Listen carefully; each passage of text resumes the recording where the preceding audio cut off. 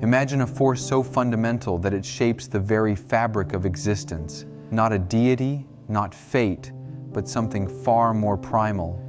Friedrich Nietzsche called it the will to power. He saw it not just as the essence of human ambition, but as the driving force of life itself. What is it that pushes us to climb higher, to create, to conquer, to transform? Why do we strive even when faced with failure and despair? This is not merely a question of psychology or biology. It's a question of philosophy, one that probes the core of what it means to live.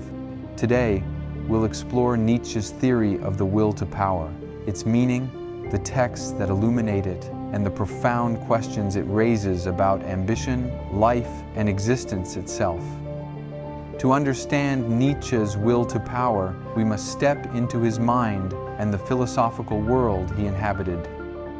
Nietzsche, writing in the late 19th century, saw a Western world in crisis. The death of God, an idea he made infamous in the gay science, left humanity unmoored, adrift in a sea of nihilism. Without divine authority, who or what would guide human purpose? For Nietzsche, the answer was not found in external values, but within. In his seminal work, Thus Spoke Zarathustra, he describes humanity as a bridge between the animal and the Übermensch, or overman. But what drives this journey of transformation? The will to power. This idea, as Nietzsche described in his notebooks, is the essence of life. It is not merely the will to survive, as Darwin might suggest, but the will to overcome, to assert, and to create. Nietzsche's will to power is a universal force, an intrinsic drive to grow, dominate, and expand. It's not limited to humans, it's a principle of all life. In Beyond Good and Evil, he writes, "Physiologists should think twice before claiming that the drive to self-preservation is the cardinal instinct of an organic being. Above all, a living thing wants to discharge its strength. Life itself is will to power." This is a critical shift. For Nietzsche, ambition is not simply about survival or even pleasure. It's about expression and transcendence. The artist creating a masterpiece, the leader forging a vision, and even the scientist uncovering truths, all are manifestations of this will. Importantly, Nietzsche rejected simplistic interpretations of power as domination over others. The will to power is deeply personal. It is about mastery over oneself, overcoming one's own limitations and reaching new heights of existence. Nietzsche's writings are filled with explorations of this idea. In The Genealogy of Morals, he critiques morality as a suppression of the will to power, arguing that traditional values, especially those rooted in religion, serve to stifle human potential.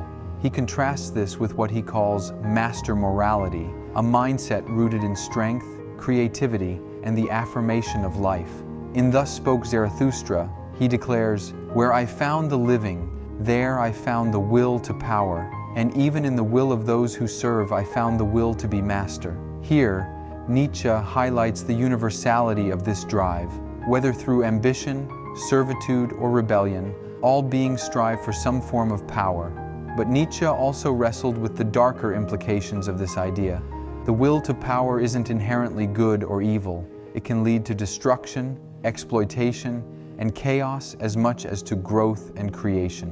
It is a force, neutral in itself, shaped by the context and the wielder. Nietzsche's will to power also reflects a dialogue with other thinkers. Unlike Schopenhauer, who emphasized the will to live as a blind, purposeless force, Nietzsche saw the will to power as creative and dynamic. While Darwin viewed evolution through the lens of survival and adaptation, Nietzsche took it further. Life doesn't merely adapt, it seeks to surpass, to innovate, to impose its will upon the world. Nietzsche even debated himself.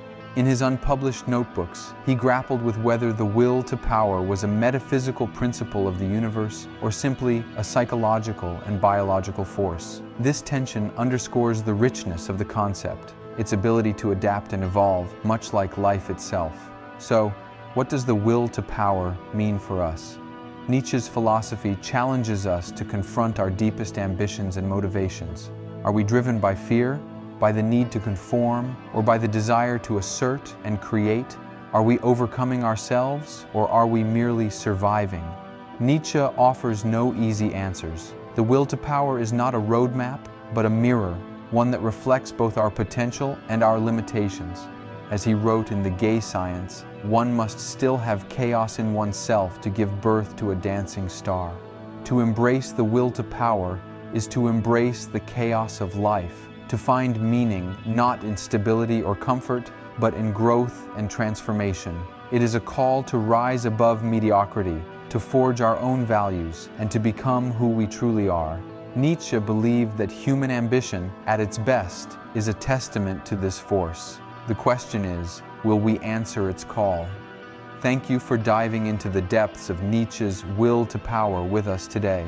If you found this exploration meaningful, like and subscribe for more philosophy that challenges and inspires.